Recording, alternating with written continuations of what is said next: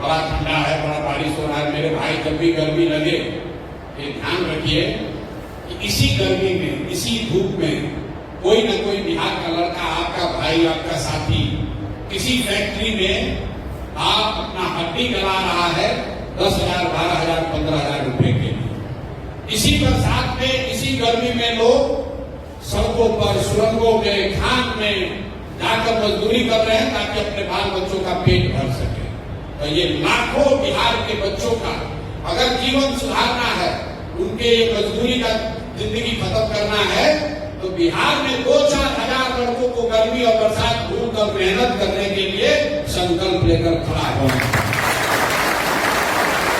इतना कीजिए, आपको कोई गर्मी बरसात नहीं लगी। कहाँ गर्मी लग रहा?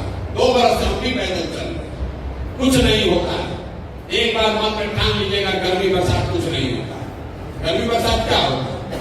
पूरी मेहनत से, ईमानदारी से इस व्यवस्था को सुधारने वाला बनिए, इसमें हकदार बनिए कि हम लोग वो लोग हैं जिन्होंने बिहार का व्यवस्था बदलने में प्रशांत किशोर के साथ, रघुनाथ के साथ पंखा लगाया था।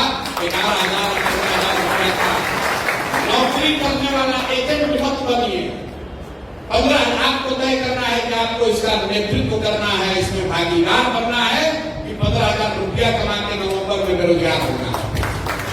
आज हमारे साथ सुनिए, कंधा लगाइए इस व्यवस्था को, इस बोझ को उठाने में।